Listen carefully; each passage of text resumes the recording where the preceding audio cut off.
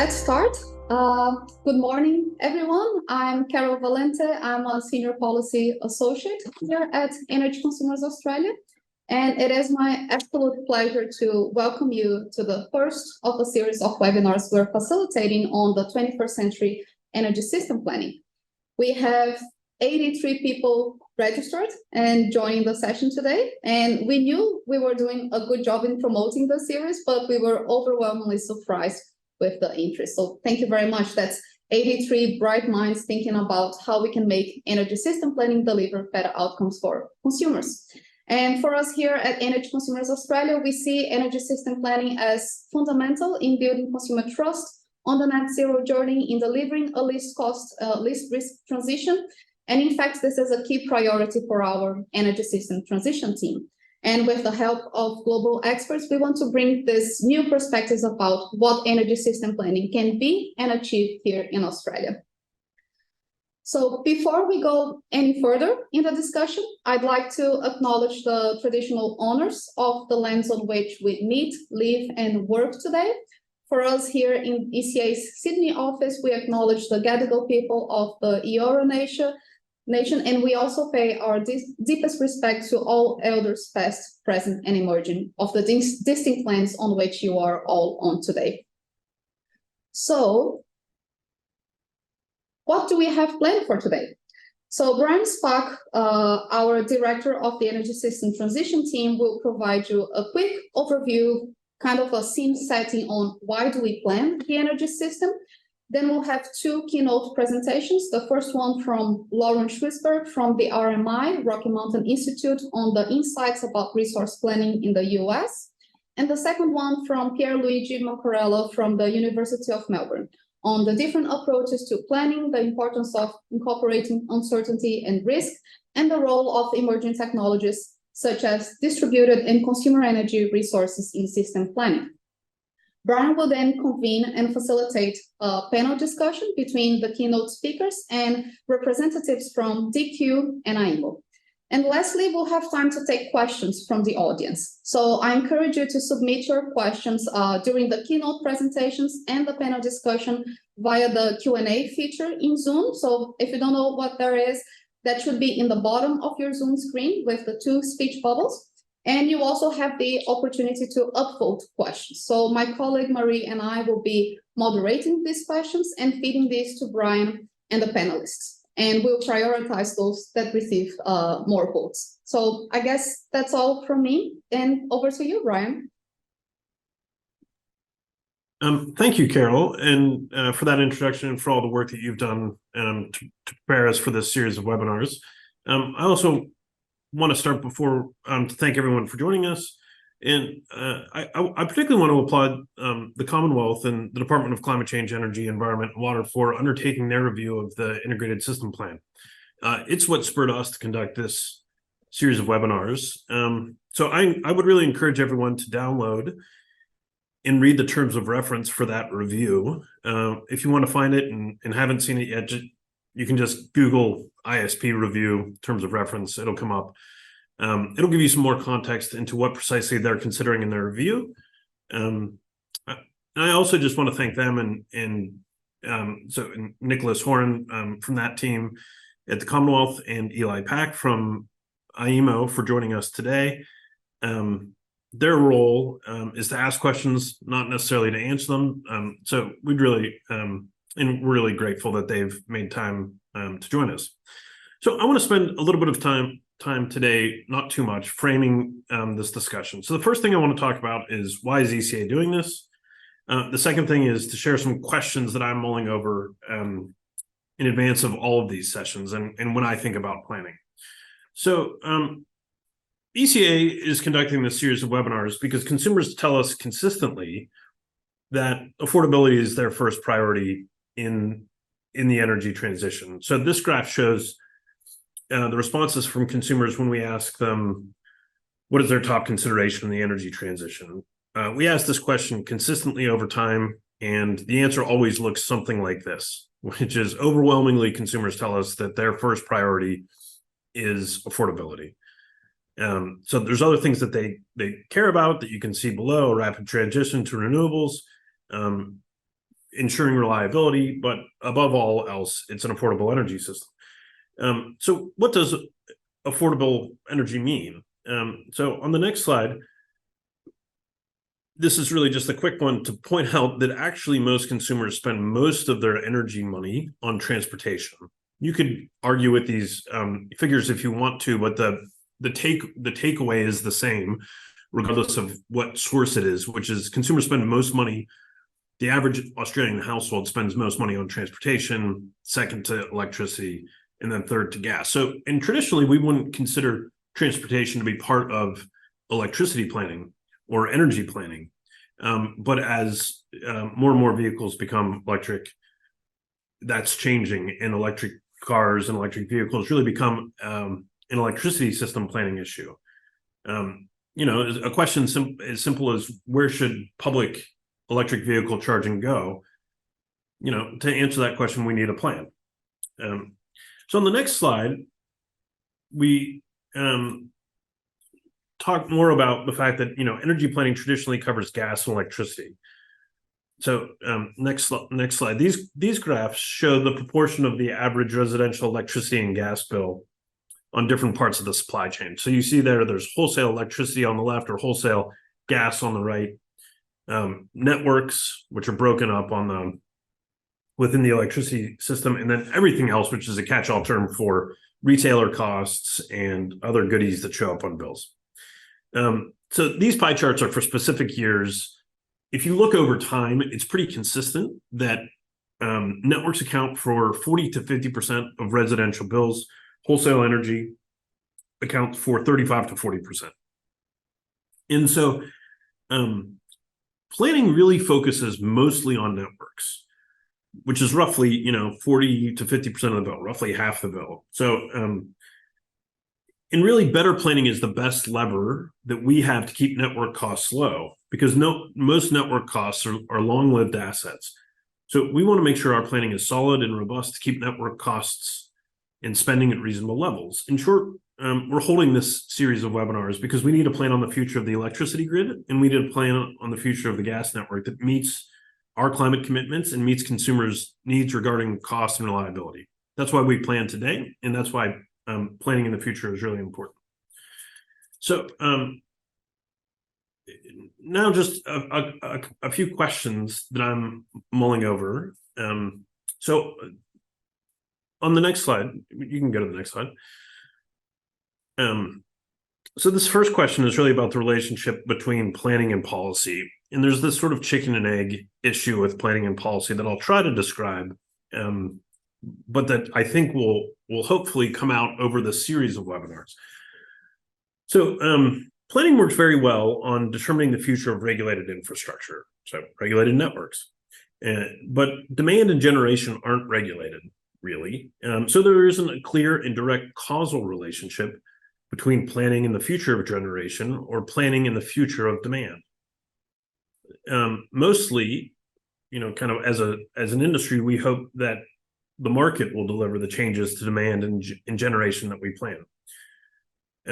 So this graph is really just an example of where we have policy support and where we don't.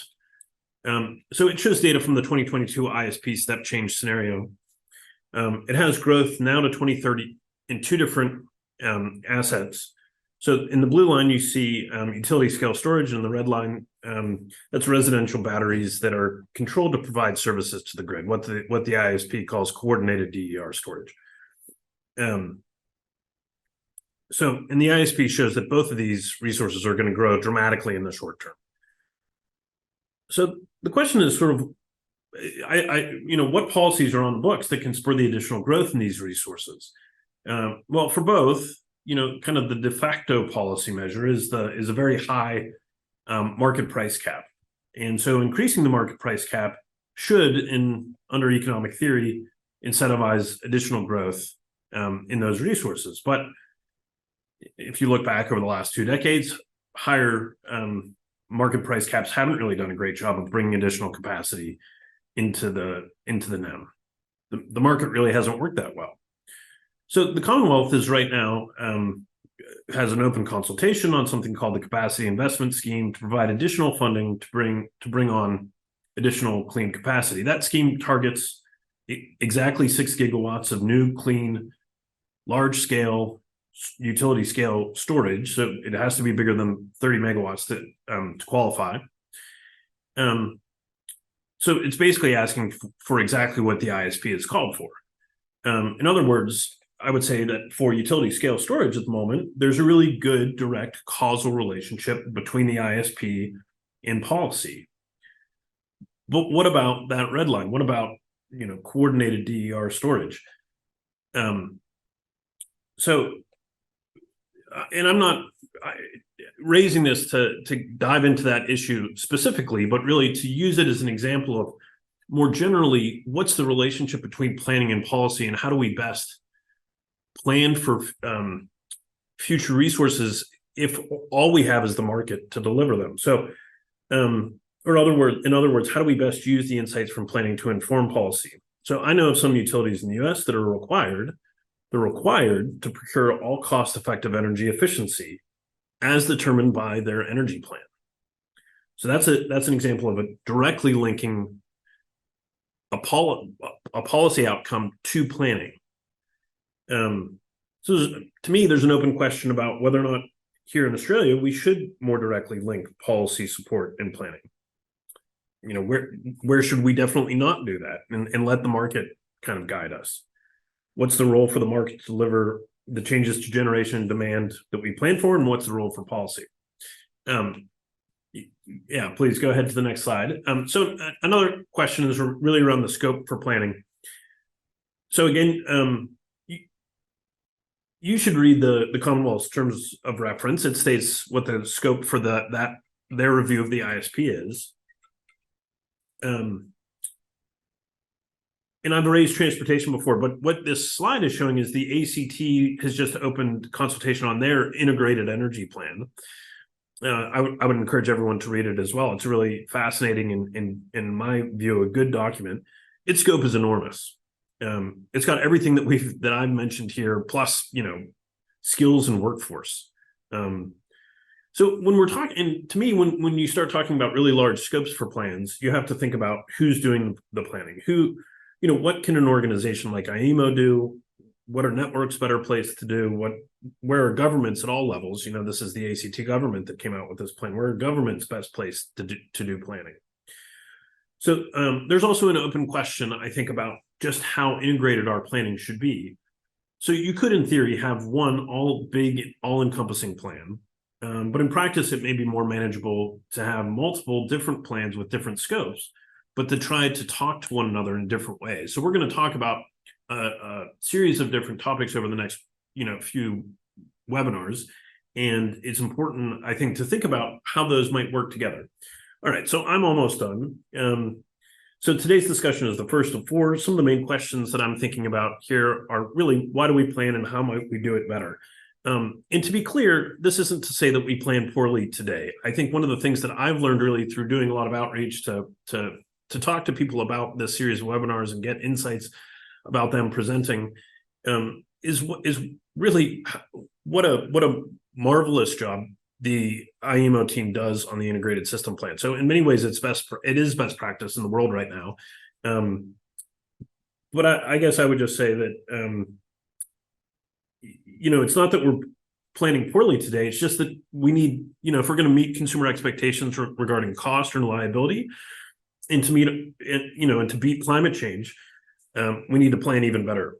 And so we'll ask these other questions before the next webinars, but now to the main event. So I'm really excited.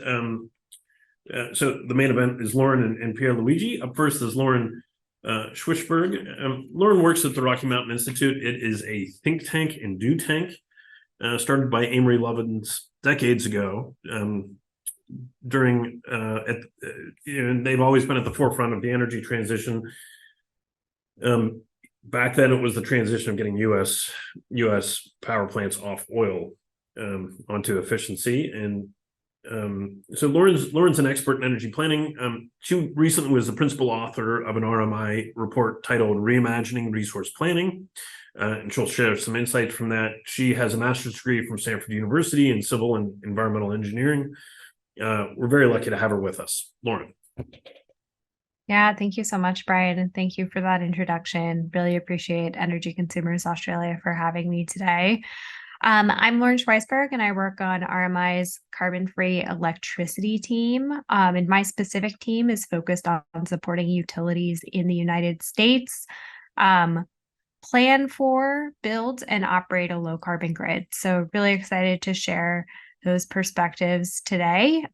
Folks across the US are really grappling with some of the same challenges that brought you all here today. And I hope that sharing my team's research from a very different context can provide some new perspective, perhaps, into the continued work on ISP. So in terms of agenda for my portion of this webinar today, I'm going to give a quick overview of my organization, a little bit of context around what integrated resource planning looks like in the US. Then I'm going to share some key findings on how the purpose of planning in the US has been evolving over the past several years. Finally, I'm going to end by sharing some examples from US states as to how they have begun to integrate some of these new objectives into their planning processes. So something I want to emphasize up front is that my intention here today is not to tell you to implement these practices or imply that these are not already conducted in the ISP. It's to share with you where the US conversation on planning is and what's considered leading practice within that context. So first, a little bit of background on my organization. RMI, formerly the Rocky Mountain Institute, is a 501c3 nonprofit organization that is based in the United States, and our mission is to transform the global energy system to secure a clean, prosperous, and secure zero carbon future for all. We like to say that we work on 4 sectors in 5 places, the 4 sectors being industry, mobility, buildings, and electricity, and the 5 places being China, India, the US, the global South, and cities. We also work on a number of what we call market catalysts, which we feel like have the potential to accelerate the energy transition in policy, finance, business models, and others. How we work with planning. We work with many different entities to support my team's primary goal, which is that utility plans are aligned with the pace of change that's required to achieve climate targets while maintaining an affordable and reliable grid. We do this by publishing research on leading practices in planning in the US and globally, by directly supporting utilities and public utilities commissions or state level regulators in the US. So for example, we've supported regulators in both Oregon and Hawaii to substantially revise some of their rules that govern planning in states due to, in part, ambitious 100% clean energy targets in those states. And finally, we work with stakeholder groups in the US to ensure that they have the skills, the knowledge, and the data to effectively participate in their state's integrated resource planning processes. As Brian shared up front in my introduction here, much of the research that I'm going to share today is from a report that we published earlier this year called Reimagining Resource Planning. The report cataloged the different ways that planning is evolving in the US. And I think part of the real value of the report is it's a real catalog of many examples. So I'm happy to follow up with any questions you might have on the report. The second report here, Power Planning to the People, is really focused on transparency and data accessibility in planning, and is kind of a complement to that original piece of research. So the research that I'll share today is in the context of utility-led integrated resource planning. To ground you all in the context and the purpose of planning in the US, they have historically been tools for utilities and regulators to determine the portfolio of generation and demand side resources that can meet projected peak and energy demand over the next 10 to 30 years at least cost, while mitigating risk and meeting policy objectives. So in some states, this includes both consideration of distribution system upgrades and transmission investment. The outputs of the plan are intended to drive a utility's resource procurement decisions, power purchasing, and program design decisions for consumer programs, really driving accountability towards a portfolio that results in affordable rates and maintains a safe and reliable grid. This practice is primarily conducted by vertically integrated utilities in the US, and each state that requires integrated resource planning has its own set of rules and guidelines for how planning can be conducted, including its purpose and how plans are used. So we have nearly 50 different processes to analyze, plus the ways that hundreds of utilities within those contexts implement those practices. So that was part of the need for a catalog of examples. There's a large range of what decisions plans guide in the US. On one end of the spectrum, the regulator, the state level regulator may simply acknowledge that the plan has been submitted according to guidelines. This happened, for example, in Kentucky a few months ago. And then the utility filed to build some new gas investments a few weeks later that weren't included in the plan. So that's kind of on the far end of the spectrum where the plans don't necessarily inform investment decisions.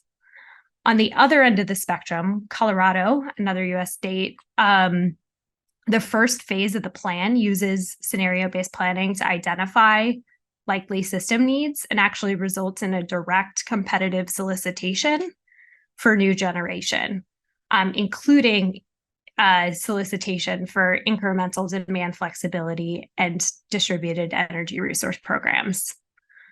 The bids are then used in the final step of their plan, which is really aligning on what set of resources to procure. So it's very binding and designed to result in action.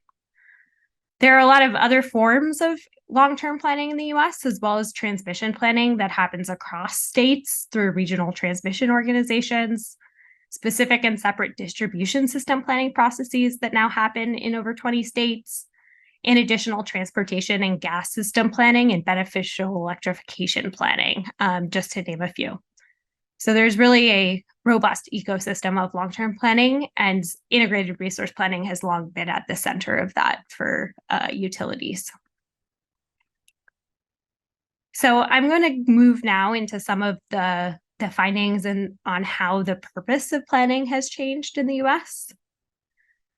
So historically, the purpose of planning in the US has really been to definitively identify a preferred or least cost portfolio. And that actual core purpose of planning is really shifting. So the purpose that we've seen shift is becoming a lot broader than that. The utilities in the US are really now seeing planning as an opportunity to do the three things on this slide. The first is to understand the needs of consumers and actually take a lot of time to understand the needs of consumers within that process. The second is to establish a set of assumptions, data, and evidence to evaluate the options for investment moving forward across a range of objectives, not just cost. And I'll talk a lot more about that. And the third is really to identify long-term risks and how to navigate them. So that's the real core of the scenario-based planning and some of the more risk-based and probabilistic planning that we'll talk about further in this webinar. So we found that integrated resource plans in the US really have to maintain three core qualities in order to be effective tools for making decisions. They have to be trusted, so they have to be transparent and well vetted by stakeholders. They have to be comprehensive. They need to really accurately represent the costs and capabilities of investment options in the plan. And they have to be aligned, or in other words, they have to have a clear purpose. So it needs to be very clear what decisions they're designed to make, how the decision maker will weigh those objectives across the set. And those objectives might include reliability, affordability, safety, and other policy priorities in the state, such as emissions reductions. As you all know, several factors have been causing plans of the US to evolve, both new technologies, increasing desire to make decisions holistically across transmission, resource, and distribution systems, and many new objectives in both state policies and driven by consumers. So, for example, a lot of large corporate clean energy goals by large energy consumers in the US are driving part of this conversation. In our research, we outlined several options that utilities are implementing to make their plans more aligned, comprehensive, and trusted in the face of these challenges.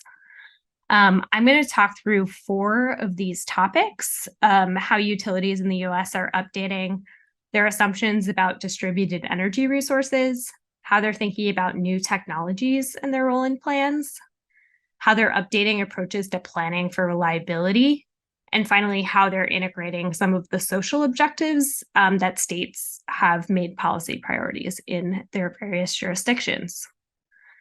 As I walk through these examples, I'm going to show also where they have impacted the planning process, from establishing assumptions down to implementing.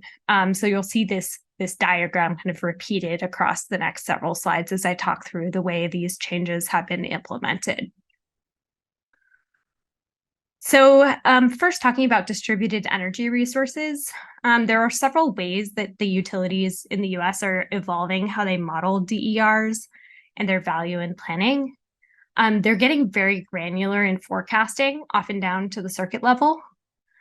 They're treating DERs as a selectable resource option in planning, and that's to inform actions that enable more consumers to adopt them, such as designing programs, or in some cases, procuring them directly.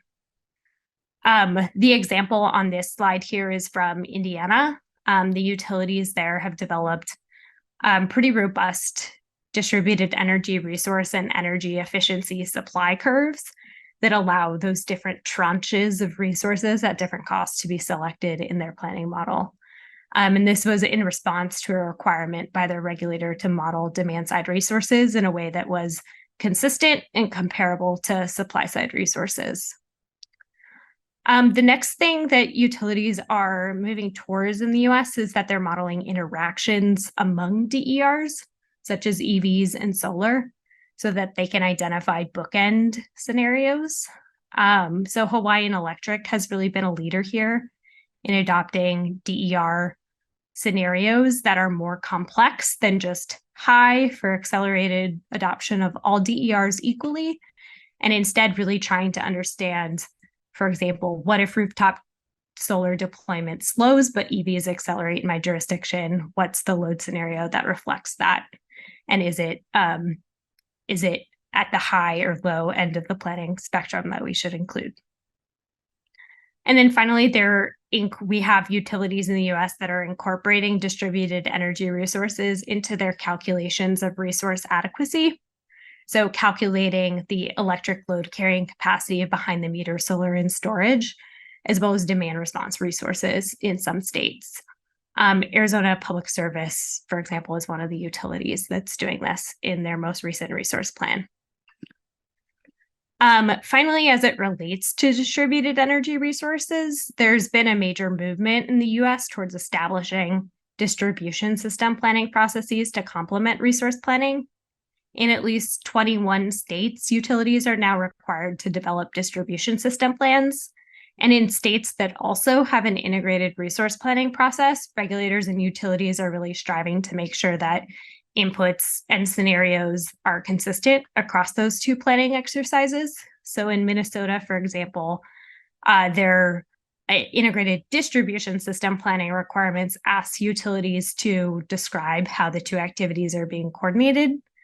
In its most recent plan, one of the utilities in Minnesota reported that its EV forecasts, its distributed energy resource forecasts are now coordinated across their planning processes, and that their considerations of non-wires solutions are coordinated across the two plans as well.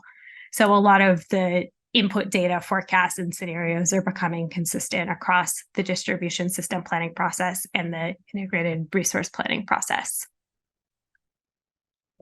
There's also been a lot of discussion in the US about how to integrate emerging resource options. When I say that, I mean small modular nuclear reactors, carbon capture on coal and gas plants, hydrogen co-firing in gas plants, long duration storage, and enhanced geothermal into utility resource plans.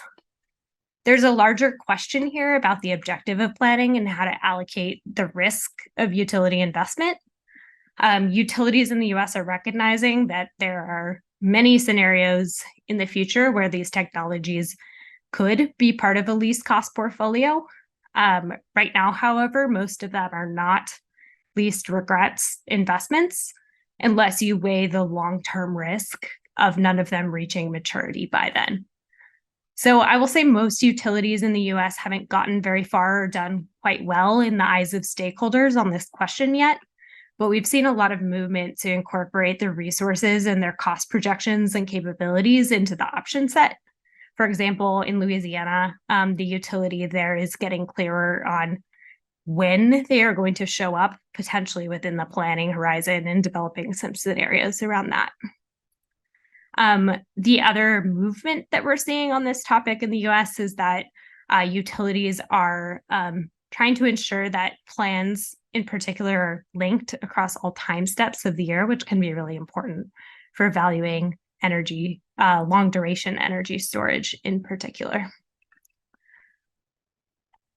There are a lot of ongoing conversations about how to evolve planning for reliability in a grid that's increasingly energy limited as opposed to capacity limited and can capture the features of a weather dependent system.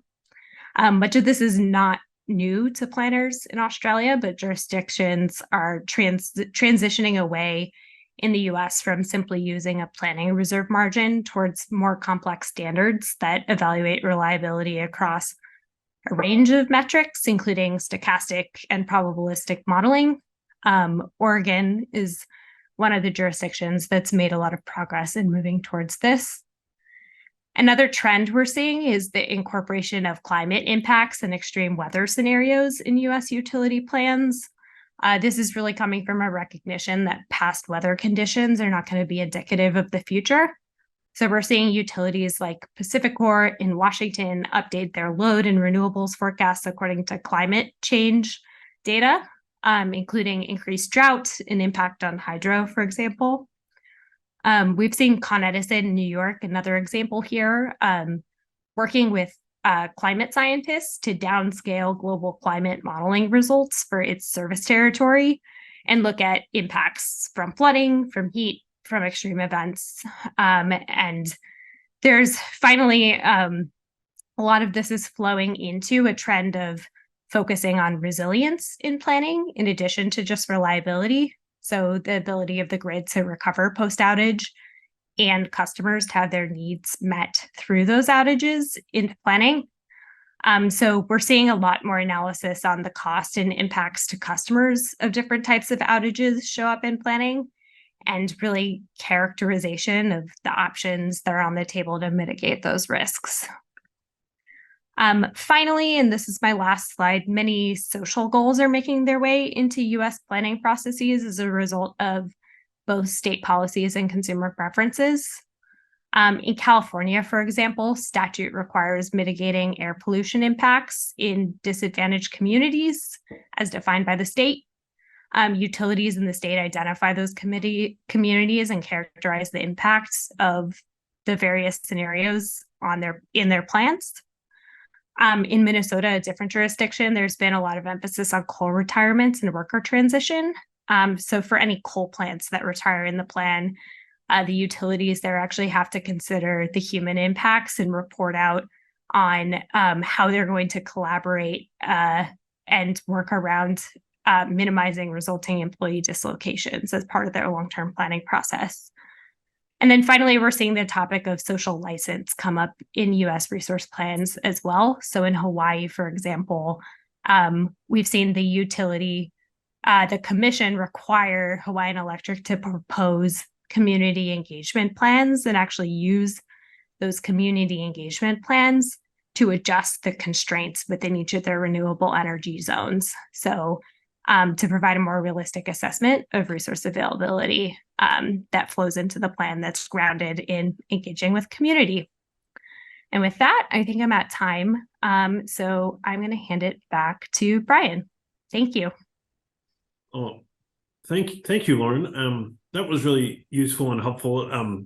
Your closing thought there on social license, I'm sure, perked a lot of ears among the audience, because that's a very live discussion in Australia. And in many ways, that map you showed earlier had the blue states that are restructured, that don't have a requirement for IRPs, which is basically the market structure in Australia.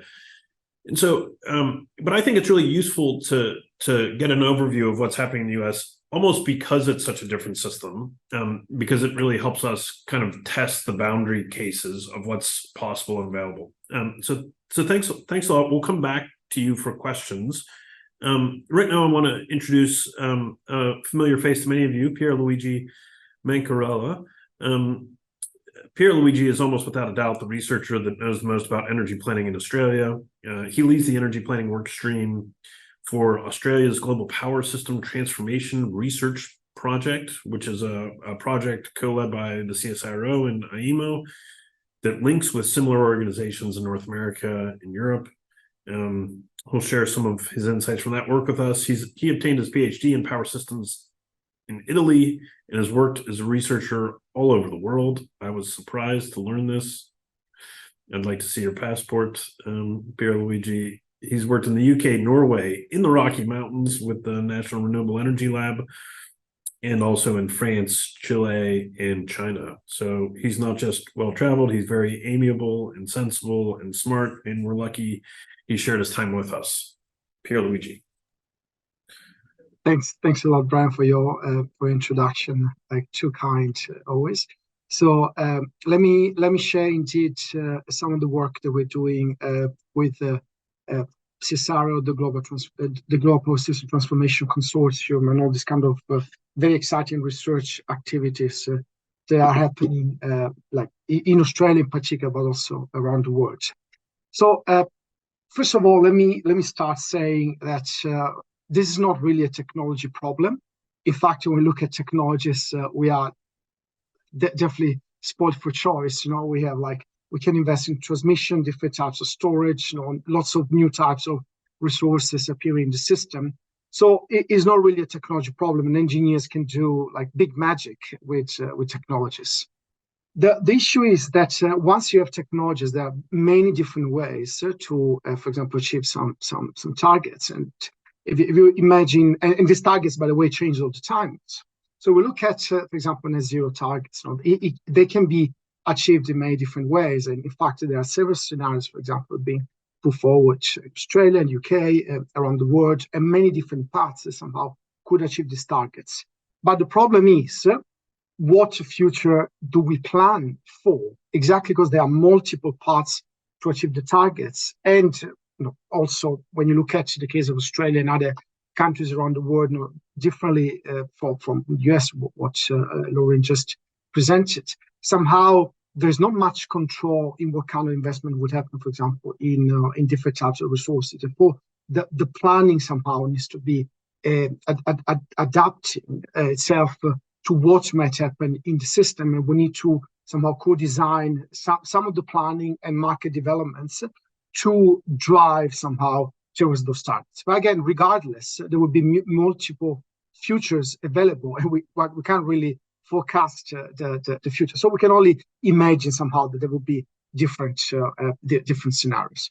So when you look at these different scenarios, it will be very tempting to say, well, we try to plan for the average scenarios. And when you do that, what will happen is that you don't want to have same issues as this very famous statistician who drowned while crossing a river. There is only 3 feet deep on average. So planning for average actually doesn't mean that you're also planning for things that could go wrong, and potentially very, very wrong.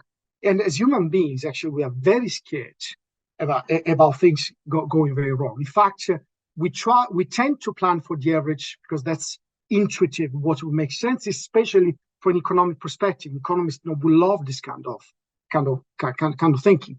However, we plan for the average, and if you look at kind of a probability distribution of a generic function, generic metric, this could be cost or it could be impact of events. We'll elaborate more on this. So we tend to plan for the expected value. However, eventually, what we do is we're scared about the extreme of potential what could happen, what we call, particularly talking about weather events, high impact, low probability events. So this is like a topic that is very timely. In fact, there is ongoing discussion with the AEMO in Australia about how to potentially reform the reliability standards, exactly to understand better the impact of these extreme events, how the market potentially could deliver on technology solutions that will not only deal with the expected somehow futures, but also potentially with extreme, more extreme futures. So when you look at all that, effectively the planning problem becomes something like how can I choose the best possible plan, particularly for my transmission infrastructure, but also is more general as we discuss here, considering multiple scenarios. Well, now when you look at that, the idea of risk is actually essential in this analysis, and this is some work that we started several years ago in the UK with National Grid when we asked to review their planning methodologies around the world, and then try to understand how we could potentially improve their methodologies, looking to particular risk awareness and risk assessment, exactly because we fear the extremes. So out of the methodology work, well, somehow I also have to confirm with Brian that we found out probably the work that National Grid was doing, and that AEMO was doing with the integrated system plan, was already kind of the most advanced in the world. So what we did, we proposed to use new potential metrics to make it even stronger from a point of view of risk analysis, understanding better how risk could be evaluated across actually a range of futures and a range of stakeholders. And we proposed this least worst weighted regret metric and then relevant analysis that then later on was also picked up by AEMO as a part of the high-speed methodology that they kept being developed in the meantime. Now, understanding risk is good, is really good in a way, because again, we really fear that things can go very wrong, and particularly we fear that we would invest into something that we would never use somehow, the famous stranded asset. However, the current problem of planning is much more complicated than that, and has become more and more complicated over the past 10 years.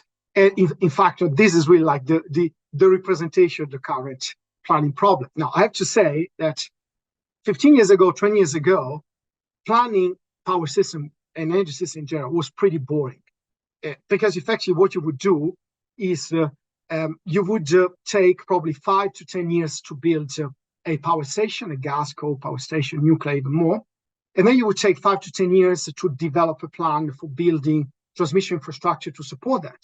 So effectively, by markets, by regulation, by government frameworks, what you would do is you would co-develop a plan, in case market-driven, between investment in generation and investment in transmission, because the time scale to plan and delivery were compatible. But now we are in a system where to build the renewables, to plan and build renewables potentially takes 1 or 2 years. And then to plan and build transmission, it still takes 5 to 10 years.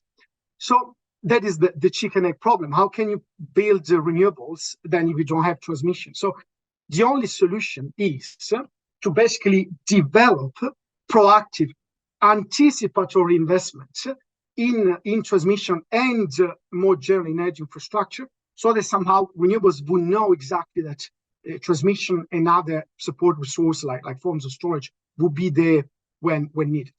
So by doing this, of course, you would somehow deal with the risk from renewables investors, somehow that they will not have assets that cannot be used. And on the other hand, you need to make sure when you plan 5 years, 10 years ahead, big infrastructure, that somehow you will have all the generation around to exploit that infrastructure, and then they will not have, again, a risk of stranded assets. So you need to have still a risk-aware investment, but also this needs to be proactive and anticipatory. Now, how do you do this? Well, the current methodologies do not do, and that's why we're trying to do research about it. However, research and mathematical modeling would suggest that there are ways of doing this. And just to illustrate this in a toy example, that I use with my students. Imagine that you need to effectively build some wind or solar energy to decarbonize a certain demand at this node. And if you imagine that you have a kind of deterministic understanding of the future, so you try to plan for one future, for one average future, then you would normally end up building infrastructure in expectation. For example, there would be some wind here, maybe some solar locally here. However, the moment that you start introducing uncertainty in the system, so the development of multiple scenarios, the fact, for example, that solar could become more or less cheap, or same for other technology, the cost would change, and then perhaps rather than actually investing into a portfolio of wind and solar, you should invest much more into solar here. Then, once you start introducing this uncertainty that's very typical of any decision problems we have in planning, particularly in our issues of understanding technology cost moving forward, there would be modeling that would suggest that actually you can invest into different types of assets. For example, specific case, this is like in these examples, it's a quadrature booster. So a machine effectively that helps sending the power flows around the network. And batteries that, of course, would enable some form of time arbitrage that could, in fact, displace the need for transmission. Why would you invest into these technologies that are smart technologies? Because these technologies are actually much faster to invest in and could help mitigate the uncertainty you have across multiple scenarios, while trying to identify whether investing in transmission would be a good idea or not, also looking at the trends for technology cost. So what will happen eventually is that you will still be able to invest into both technologies, but somehow mitigating through the uncertainty and avoiding the risk of stranded assets.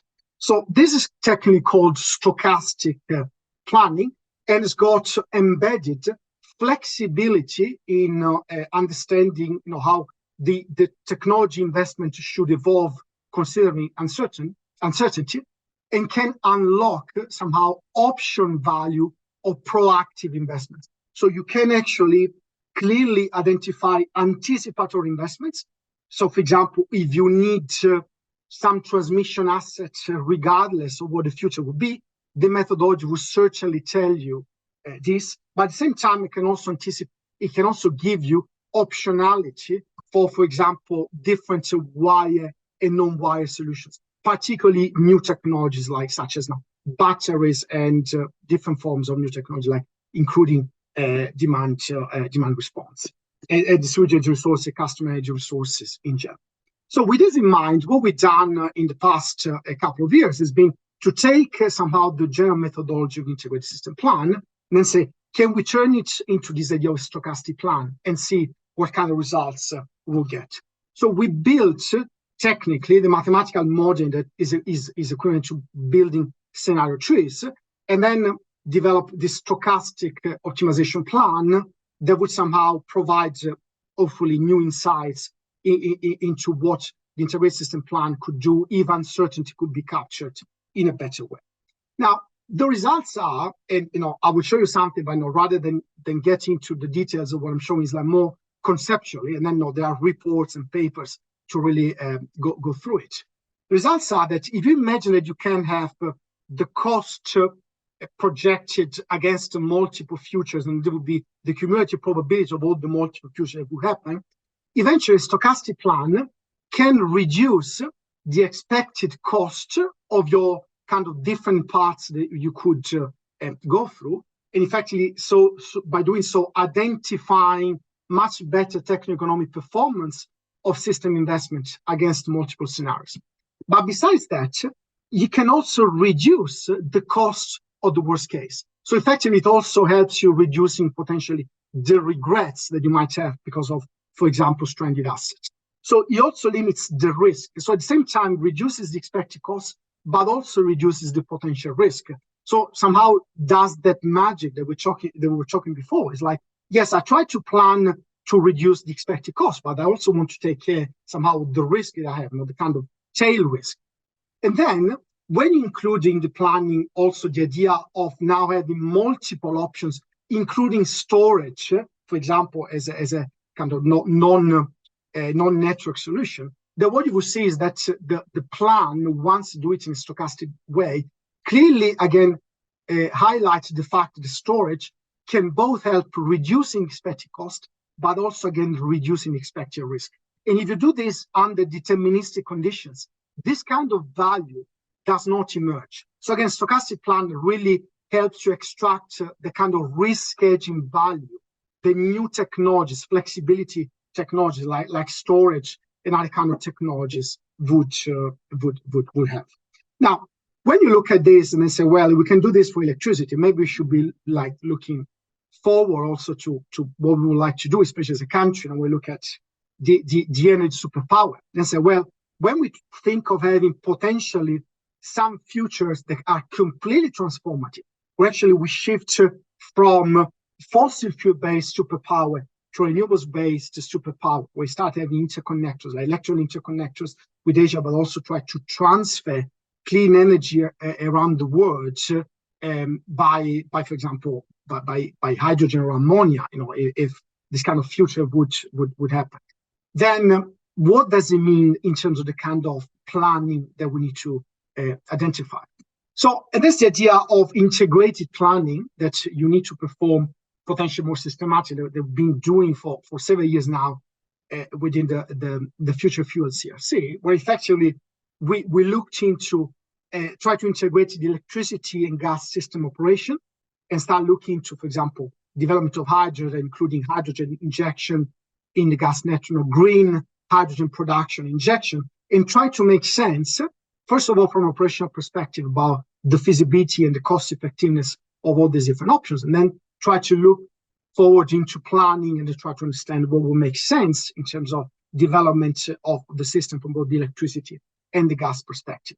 And once, of course, hydrogen will come into the big picture, particularly looking at some of the scenarios like kind of superpower scenarios, then the question would be, do we move electrons or do we move molecules? So do we invest into an electricity infrastructure to transport energy, for example, to the ports, and then turn into green hydrogen for export, or rather produce hydrogen locally, given water constraints and other constraints, and transport hydrogen then to the port for export or to points of use for industry and other applications. So when you start looking at that, it really starts looking like a whole system planning. Like you have electricity, gas, hydrogen, potentially other commodities like ammonia and so on. And then you start having a system where besides electricity, you start having lots of pipelines and potentially more than just pipelines to transfer energy. Because in fact, as we know, one of the big questions moving forward is how much storage do we need and what type of storage? Now, what we know so far with quite some certainty is, and again, this is just to give you some reference, that there are lots of studies about it, but just to, again, be very synthetic with the message, is once renewables penetration increase, we know that the need for storage in terms of power capacity will kind of grow linearly. However, the need for energy capacity will actually grow more than linear, like to some extent exponentially. In other words, with more and more renewables, we need the more and more long duration storage. And this is one of the issues with the current market, discussion about reliability standards. Can actually the current market and can the kind of planning methodology we're using deliver on these changing requirements for different forms of storage? So when you look then at an integrated system plan, that now whole system planning together, and you start considering, for example, the presence of more and more pipelines, for example, for hydrogen, for green hydrogen, then you start thinking that there may be actually lots of storage available in the pipelines, the forms of line pack, and potentially you could also invest into dedicated hydrogen storage that would somehow change the overall mix of investment between electricity investment, pipeline investment, and in case different forms of storage investment. Could be some hydrogen, could be, of course, batteries of different types.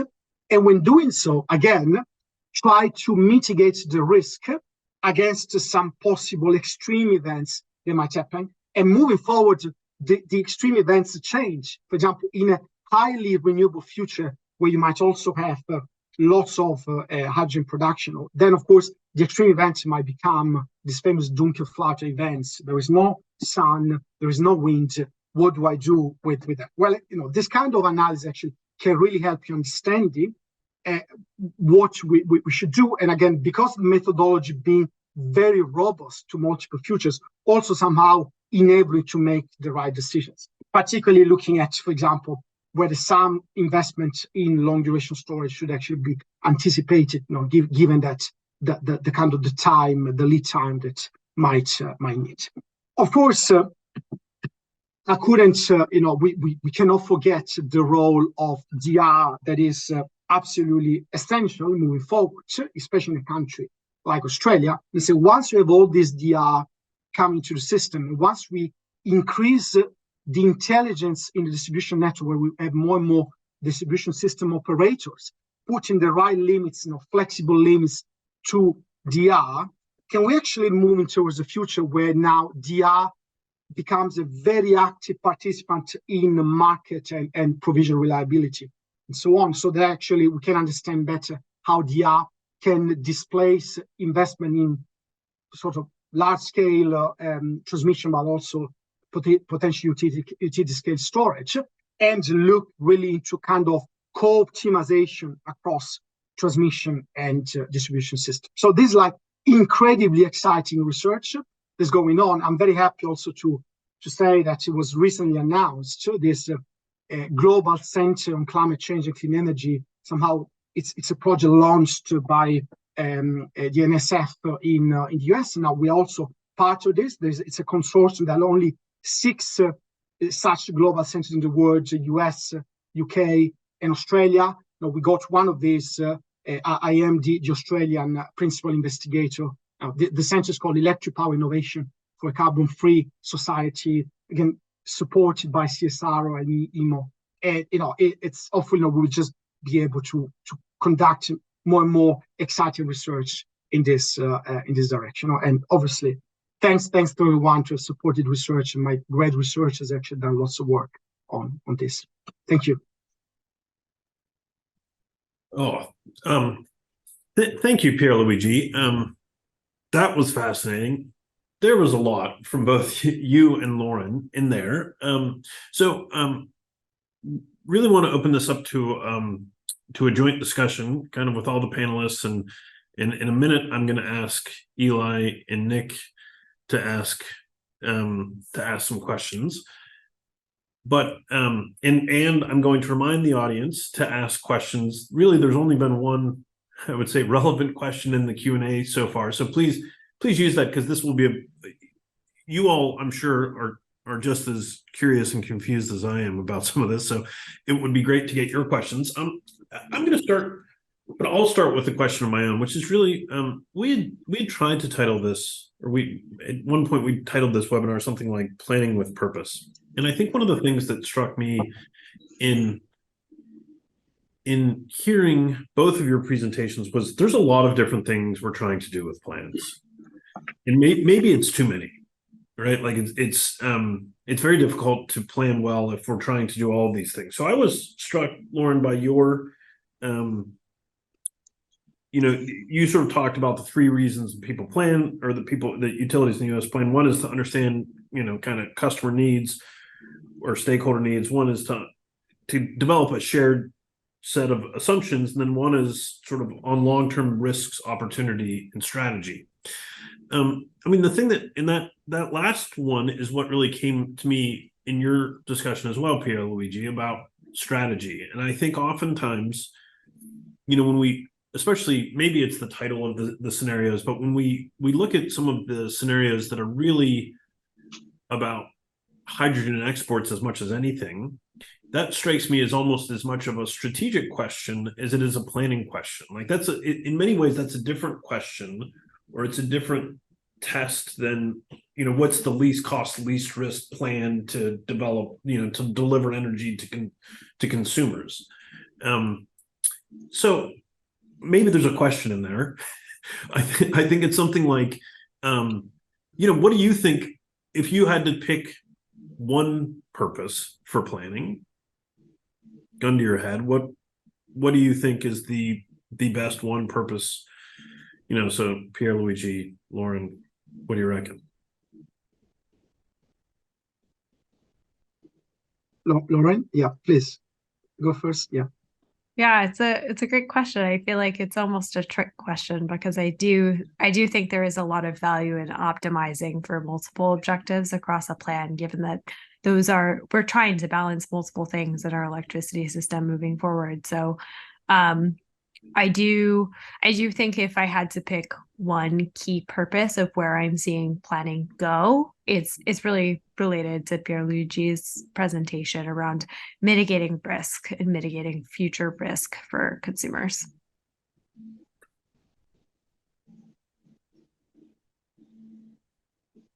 Yeah, Brian. On my side, no, I think we're on the same page somehow.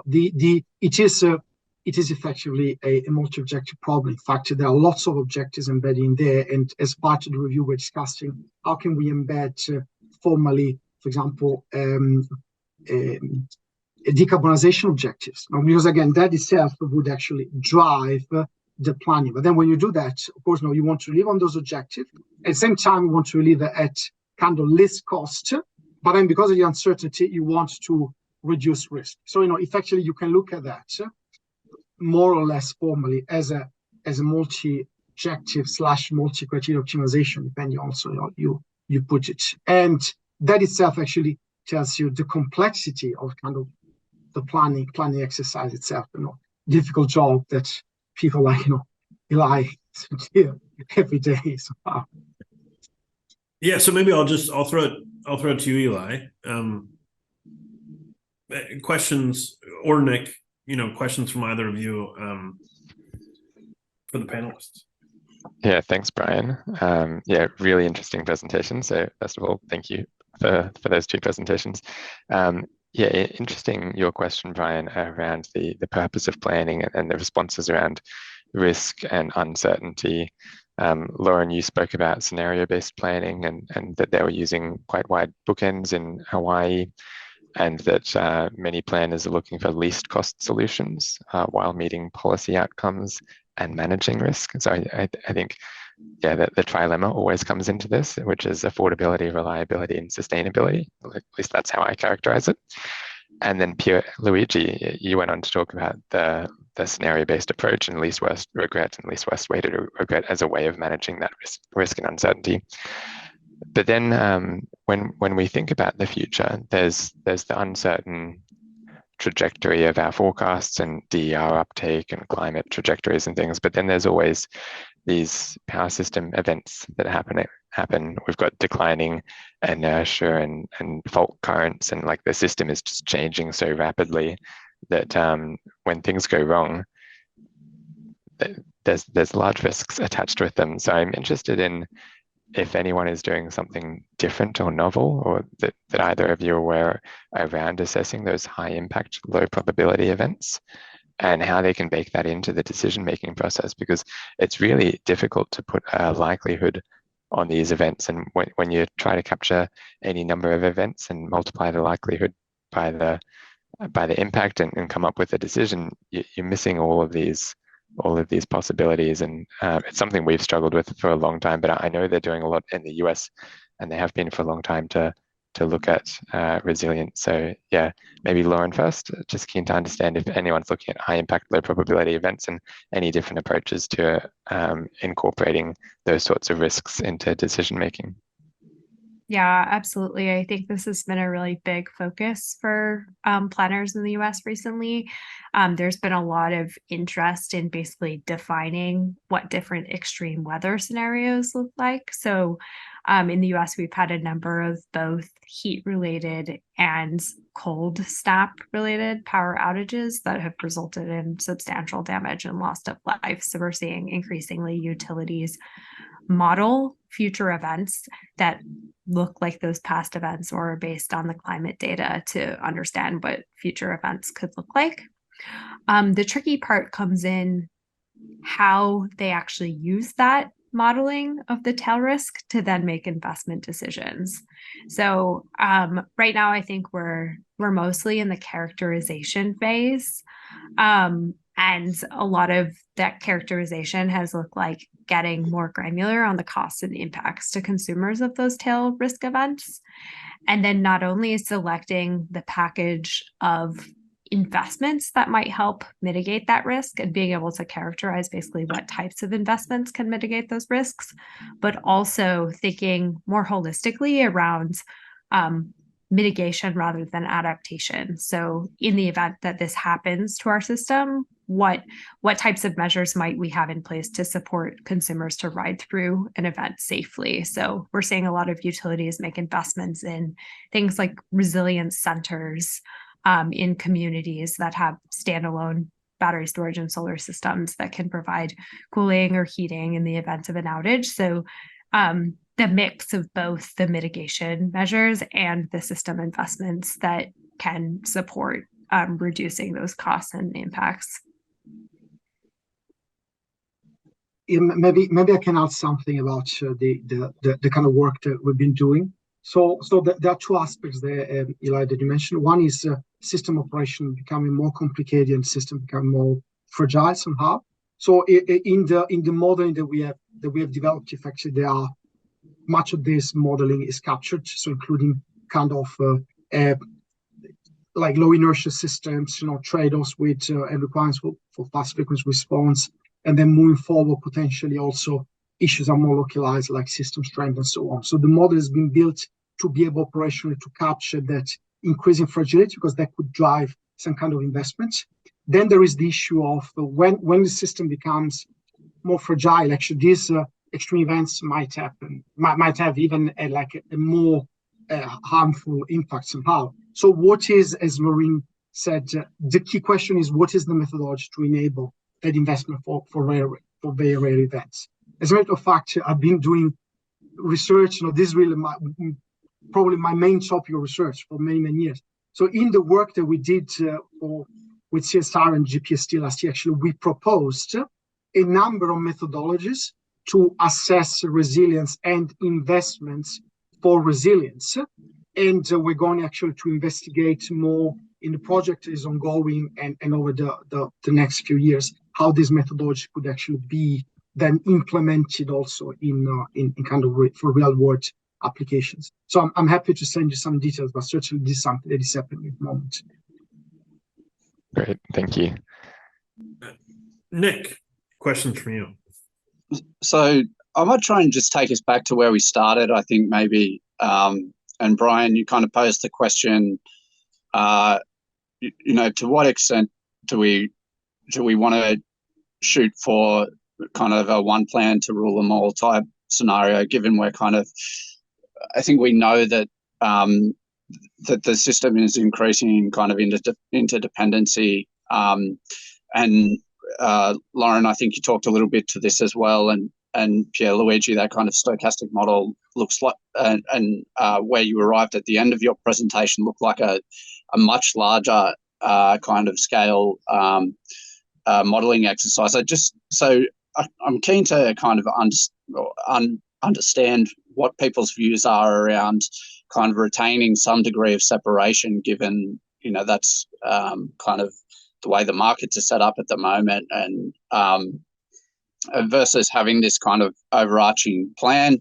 And I guess obviously there's a degree of modeling complexity that comes alongside that.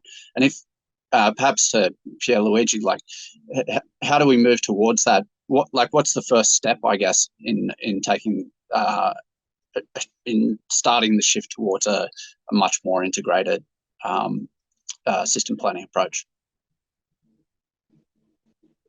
Lauren, maybe you want to go first with some comment, and then I can chip in, please.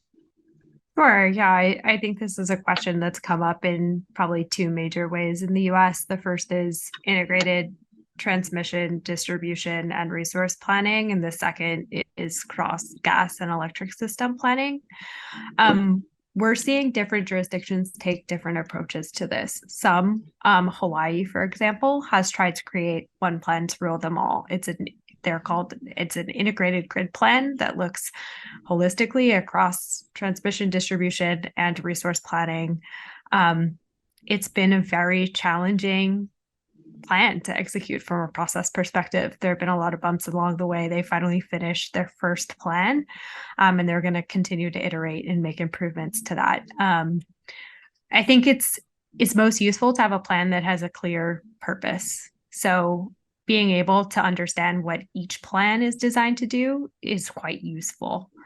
And if all those decisions can be made on the same underlying set of data and facts, then that is going to make all the plans, I think, more useful. So on the gas and electric system side, we haven't seen any utilities yet try and fully integrate those, but we're seeing a lot of movement towards harmonizing assumptions. So we're seeing some of the first things people do, characterizing the risk of correlated outages, for example. So being able to understand where gas distribution constraints, for example, could cause cascading impacts in the power sector, and being able to identify like the first places where there are interdependencies across the plan, and ensure that the planners are, again, using the same assumptions and talking to each other on that, I think is the first right step. And then determining whether the plans are actually designed to answer distinct questions and investment decisions, and therefore whether they should be made separate or considered integrated. Thanks, Lorraine, and thanks again, Nick, for the question. I mean, from my perspective, like this kind of, and looking also this from a mathematical perspective, like optimality really doesn't exist when you look at this kind of scale.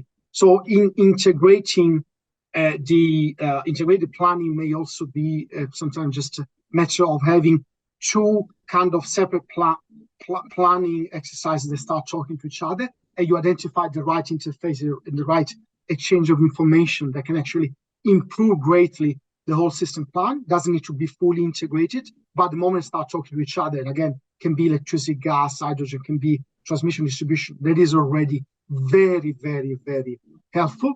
Then mathematically speaking, actually, this kind of interaction can be also formulated as some form of equilibrium problem. Because eventually, like whole system optimization means you achieve equilibrium in the different levels that you try to optimize. And then you can do it as a whole optimization, or somehow as optimization are intersecting with each other. When you look at the scale of the problem, that you're right, this is a problem that is huge. I mean, we are, to our knowledge, already solving mathematically the largest planning problem in the world. What I've shown you, the number of variables is just, it's incredible, And AEMO, and then Eli's team just say, okay, this is great. Now, can you make it 1,000 times bigger to actually implement it in the real world? And the answer is, when we look into it, next 2 or 3 years. So now we're solving a problem with 10 million variables. We aim at solving 1 billion variables problem. But this is the job of research, and I think we can get there. And with the machines that we have, decomposition or parallelization across machines and so on, I think we can get there. So there are one aspect is understanding methodology, and maybe it's not about optimizing everything, but interacting. And then the second is we try to improve the computational aspects of this. Great. I wanted to maybe just provide a bit of my own perspective. I mean, I think on one of the things that I participate in or watch, at least observe many of the regulatory determinations that the networks do, which are not plans strictly speaking, but are close to plans. And I think the fact that they often use different assumptions is actually really problematic. And particularly because we're using different assumptions across electricity and gas networks, where an electricity network will assume large growth and electrification, and a gas network won't. And so from a consumer perspective, you get kind of the worst of both outcomes, where we overinvest in both systems, which is just not a least cost option. I think the other thing that I would say, I think there's a lot of opportunity to use ISP assumptions more broadly. The other thing I would say, I think, I was taken by Lauren's example of this thing happening in the US where there was a requirement on the network to propose a plan for social license. And that works if it's kind of if it's the regulated network or the regulated utility who's doing the planning. You can't really ask AEMO to do much because they just operate the system, and it's an important job that they have. I'm not trying to say that it isn't, but there's only their role is kind of different than some of these quasi-private actors and so I think there's a delicate dance there. All right, I wanted to jump. Eli's got one more question. I think let's try and keep this conversation going a little bit, and then after this question, I'll jump to the audience ones. We see you, audience. Eli. I'll try to be quick on this one. So I often think of the distribution network like local roads and the transmission network like the highway system. So I don't think many people would say when you're building out a plan for the highways that you need to model the local streets. Maybe you need to have awareness of them. Great to use similar assumptions around the growth of cars and trucks on the system. But yeah, keen for thoughts around, Lauren, you mentioned some jurisdictions looking at distribution networks. Is that to a certain voltage? Surely they're not optimizing the distribution network outside everyone's homes at the same time as they're looking at the main transmission network. Just keen for any views on how that's what is best practice here in terms of looking at distribution and transmission network at the same time. Yeah, absolutely. So I think we're in a unique situation where some of the utilities in the US are responsible for both the distribution networks and for planning transmission across their own system, or in some cases, we have some very large utilities who have multi-state systems. So they're effectively planning interregional transmission by themselves and making that determination by themselves as well. The interactions that folks have been most interested in modeling across those systems is the opportunity to reduce transmission investments through actions on the distribution system. I think the information that's most useful is really what's happening at that transmission distribution interface. So being able to roll up what's happening on the distribution network side into, again, like the node at the T&D interface, and use that to inform planning. I think the other thing that's helpful is to understand if there are certain types of actions on the distribution network that can either change the profile of transmission investment needed or reduce the level of investment needed. So several utilities in the US have deferred, for example, new transmission lines due to projects that they were able to do, either that make the network less mesh and more distributed, or have just very consistently focused on reducing load in a certain pocket. Great. So from the earlier discussions, it sounds like there's value in aligning inputs, assumptions, scenarios, but also just passing information and understanding what's happening in one and where there is a trade-off, not necessarily modeling the complexity of all of both of them at the same time. Great. Thank you. Oh, good one. Okay, so there's a question here from Laura Jones. Thanks, Laura. It's basically, so she asks, has there been any thoughts about how plans and futures mutually co-create each other? Basically, if your plan says there will be lots of wind but not much solar, it could create the expectation that wind is easy or good and solar is hard or bad. That influences investment decisions. So any thoughts, Pierluigi or Lauren or others?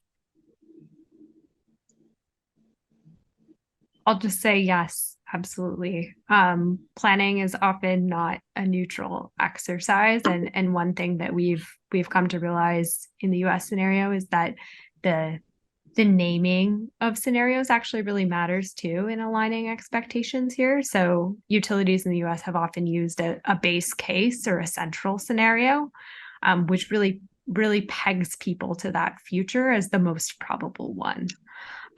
So we've been doing a lot of work specifically as it relates to jurisdictions that now have high carbon targets around the different types of scenarios that they might run to meet those targets. So whether we're assuming a baseline assumption of meeting that target, or we're running a least cost plan that maybe meets that target, is a really key question that can drive expectations. So I think this goes back to the point around planning needing to be really aligned, and being really clear about what the policy goals or policy assumptions are that are going into the plan or being tested through the plan. Yeah, good one. Pierluigi, any thoughts on that? Well, I am in full agreement, actually. And in fact, there is a co-development of somehow the resources that come up into system market, and then again, in an anticipatory way or not, what network you need to put in place. So certainly, there are things co-evolve in different ways across different jurisdictions, but somehow the perception becomes very, very important in this co-development. Yeah, I'm maybe I'll say something provocative here. I actually think that the term integrated system plan is somewhat misleading and creates as many problems as it solves, because I think that if you read the rules around the ISP, it says the purpose is to create this whole system plan, and then basically never talks about that again, and makes it very clear that what the ISP is, which it's very good at doing, is a cost benefit analysis for transmission. And basically it is a transmission development plan. And that's an important thing, but it's not, well, I'm interested in thoughts about that, actually, if it ought to be, if it serves a purpose of doing more than transmission plan. Yeah, so certainly from a regulatory perspective, the one lever that we have is to trigger the local transmission companies to do a regulatory test and justify new transmission. But the influence of the ISP, I think, is much broader than that. It gets used in looking at policy for energy efficiency, for affordability. It's used to help create investment decisions. Financiers are looking at it when they're looking at whether or not they finance large utility scale projects, whether it's wind, solar, pumped hydro. So yeah, I certainly appreciate the view that from a regulatory perspective, it's transmission, but yeah, more and more I've been seeing it as more of a holistic plan for the energy transition, and this review that the Commonwealth is creating is going to really challenge that, because yeah, maybe it will be a plan for the gas network and for decarbonisation and everything else that you mentioned in that terms of reference. So yeah, I think it has a much wider influence, but yeah, from a regulatory perspective, it triggers transmission. Yeah, and I would. Oh, Nick, did you want to join? Well, I was just going to, I guess, mirror Eli's commentary there. I think so. Like, obviously, in terms of actionable projects, the most prominent, and in fact, only ones in there are kind of transmission projects, right? But it also provides the signpost, I guess, for some of the other requirements across the energy system. And I don't think we should just be looking at it from a purely kind of regulatory standpoint. It's an important information source for government and for investors more generally. Yeah, and we're obviously considering through the review whether the scope's right as well. Yeah, and I think maybe some of it is just being really clear about what it is and what it isn't. Because I think the assumptions, the inputs, assumptions, all that is super useful. We at ECA did the Stepping Up report that really relied entirely on, it was about the future for decarbonizing households. And it really relied entirely on the ISP. So we couldn't have done that project without it. And so it is a super useful document. Yeah, and I don't mean to imply otherwise. Let's see if we can jump into one more question, and then Carol will get us home. So Trish Tricia asks, a lot of Australians live very remotely from urban settings. What can we do in the near future to increase our energy resilience and journey to net zero? So this was sort of talked about before. I'll throw in a wrinkle, add electric cars, add electrification to the mix, and we're all dependent on one fuel source. Now what?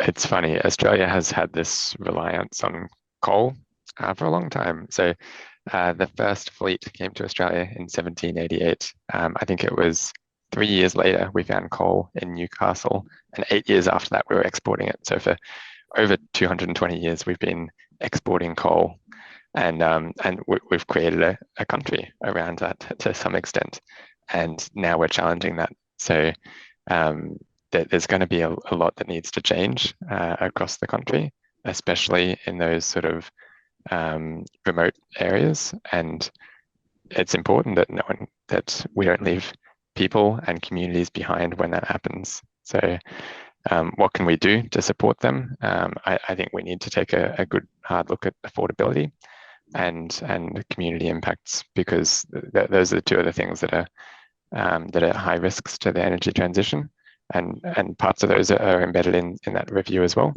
But yeah, whatever we can do to make sure that the infrastructure that's coming in supports local communities, and that the solutions that we're coming up with are resilient, not just from a reliability standpoint, but from a sort of local community standpoint. So I think the interesting point that Lauren provided that I didn't really know about was utilities supporting those resilient centers, was it? I've never heard of that. Yeah, whether it's governments or transmission companies or distribution companies, but yeah, those sorts of things as climate extremes become more extreme, I think will be really important. Maybe that was a great answer, Eli. I don't know that we're going to beat that. I will. Back when I was in the U.S., through a Rocky Mountain Institute eLab thing, there was this project I was involved in called R2P2, Resilient Renewable Power for Portland, that ended up being entirely about looking at local government centers, really like schools, and making them resilience hubs with solar and storage and long-term facilities, basically to protect people in terms of an outage. You can imagine it. I live in Newcastle. You can imagine it at the surf club. All right. Thanks so much to you all. Carol.